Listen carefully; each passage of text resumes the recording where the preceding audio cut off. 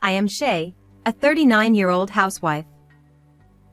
After graduating from college, I worked hard leveraging my qualifications, but in my late 20s, I was hospitalized with a serious illness and unfortunately had to quit my job. However, after being discharged, I met my current husband through a friend and got married. I've been supporting my busy husband as a housewife. When we got married, both my husband and I were 30 years old, so we immediately started trying for a child. We struggled to conceive, but in our second year of marriage, I finally got pregnant. To our surprise, it was twins. My husband was overjoyed to have 2 children at once. During my pregnancy, we spent a busy but happy time preparing baby supplies for 2 and moving to a bigger house. We discussed names every day, but our happy days didn't last long. The husband I trusted so much betrayed me in an unimaginable way. My pregnancy was progressing smoothly, but at 7 months, I was diagnosed with threatened preterm labor and hospitalized again. I was on a 24-hour drip, praying every day that both babies would be born healthy. My husband, always busy with work, rarely visited me. Despite my anxiety, I managed to hold on until the due date and gave birth successfully. Childcare was far more challenging than I expected. Not only was I inexperienced, but I also had 2 babies to take care of, and my biggest problem was that my husband was hardly ever home. Since the children were born, my husband's work had become even busier. He worked overtime almost every day and often went on business trips even on weekends. I wanted to ask my parents for help, but they lived far away, so I had to rely on my in-laws. However, they were still working and could only help occasionally. My husband, saying he was working, left most of the housework and childcare to me. I was exhausted from a lack of sleep every day.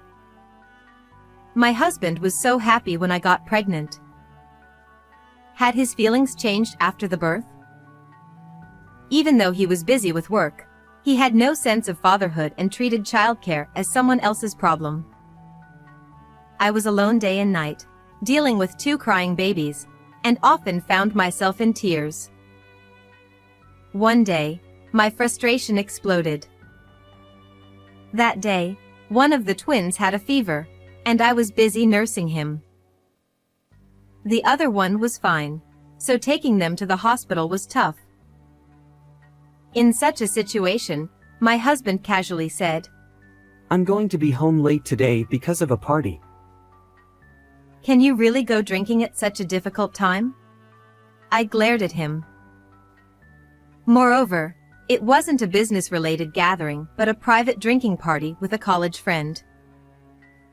My husband didn't understand why I was angry and said, "I don't need dinner tonight, thanks." He was about to leave. I grabbed his arm and stopped him.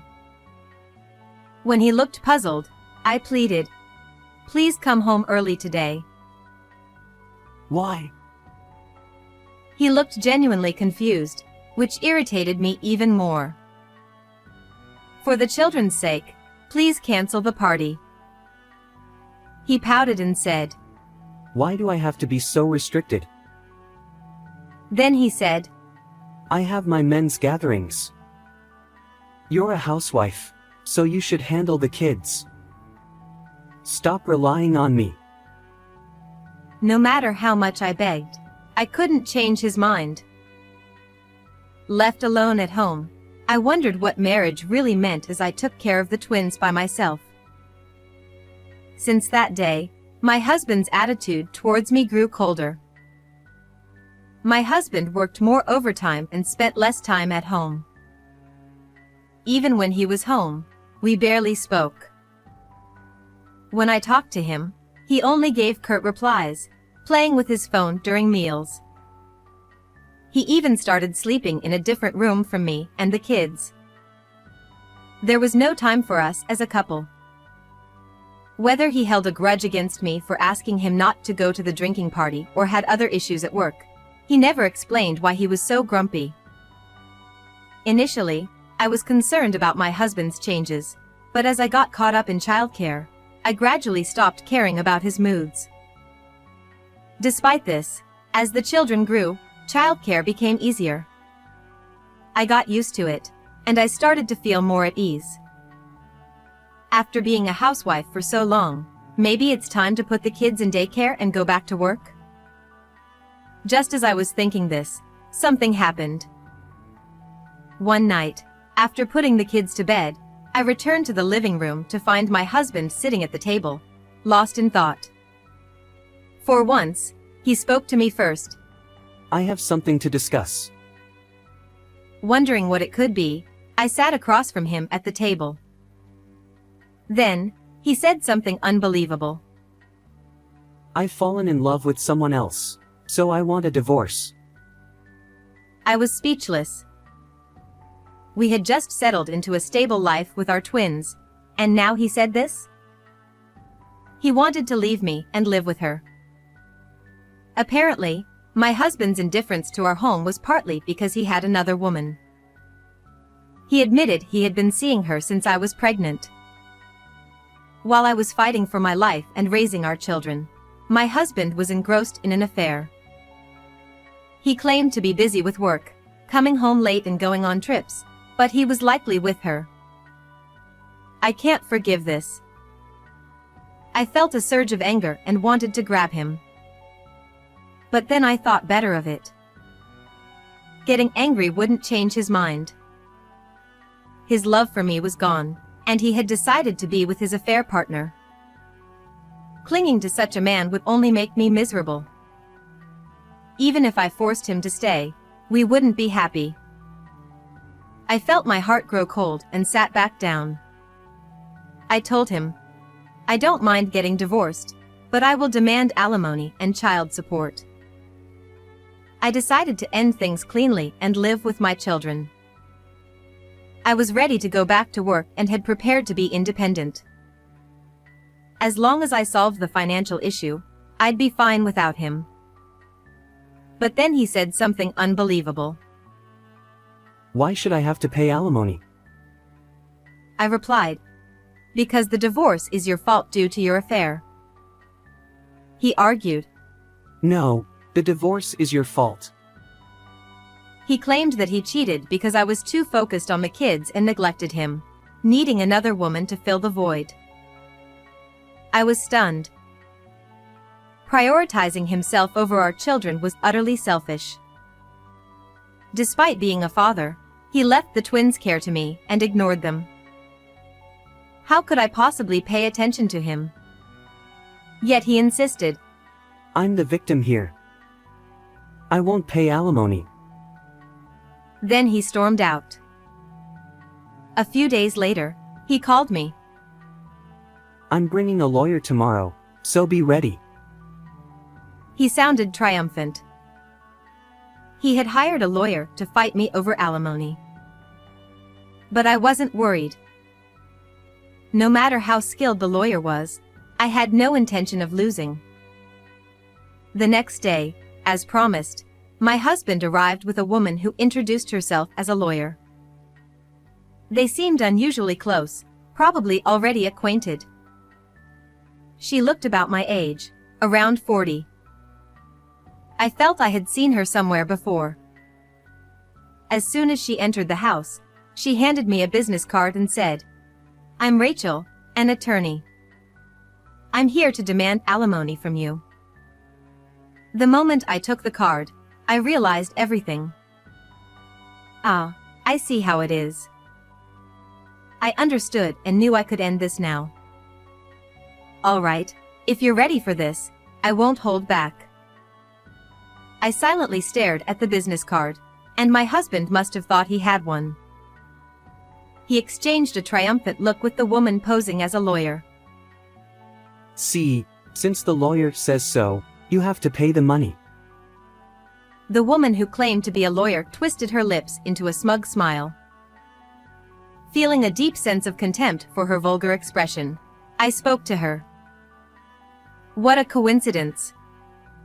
I am also a lawyer. What? The smile instantly vanished from the fake lawyer's face.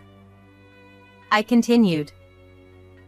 The business card you just gave me is actually mine. She was speechless, her face turning pale. I continued. Now that I think about it, we have met before, haven't we? The woman stammered. Ah, are you possibly?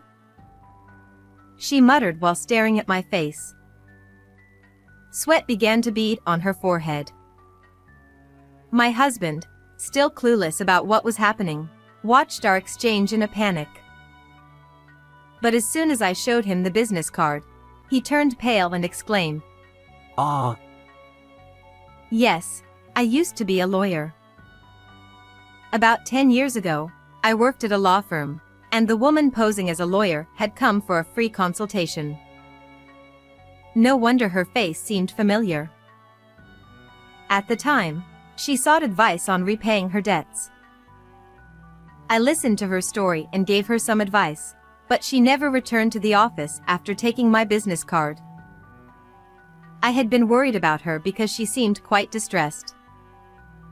Later, I was hospitalized due to an illness and temporarily deregistered as a lawyer, so I had completely forgotten about her. I never expected to meet her again like this.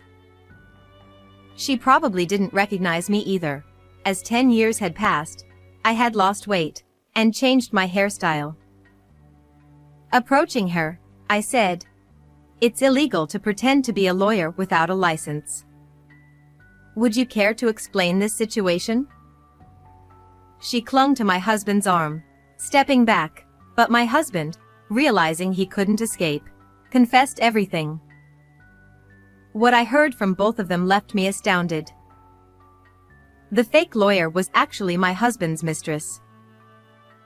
She had kept the business card I gave her during the free consultation, thinking it might come in handy someday. Since it had my maiden name, she hadn't realized it was from the wife of her affair partner. When my husband told her he was worried about paying me compensation, she said, "Leave it to me," and pretended to be a lawyer using my old business card. My husband, hearing she had a lawyer's business card, hadn't even bothered to check the name, feeling reassured. In reality, my husband didn't know I used to be a lawyer. Although I had told him when we first met, he thought I was joking and didn't take it seriously. Since I wasn't working at the time, I didn't bother to correct him. He had believed that bringing a lawyer would scare me into paying compensation. Not knowing I was an actual lawyer, he and his mistress staged this ridiculous charade. I could only give a wry smile at their childish scheme. Looking at the two of them standing there exposed, I said, "You will be paying both the compensation and the child support." My husband knelt on the spot. Shay, please forgive me. Let's not get divorced. He pleaded with me, hands clasped together. I was shocked. Even with his mistress standing right there, he suddenly switched sides. I glanced at the woman, who glared at him with a demonic expression. I understood her feelings well. She had gone to the trouble of pretending to be a lawyer for him, only to be cast aside when the plan failed. My husband, oblivious to her presence, clung to me and shouted, "Shay, I need you. Let's be a family again. The kids need a father, too, right? So please, spare me the compensation." It was clear he only wanted to avoid paying. His pitiful lies made me nauseous. It's too late. Neither I nor the kids need a scumbag like you. Leave with that lawyer. No, that fraudster right now, I said, driving the two of them out.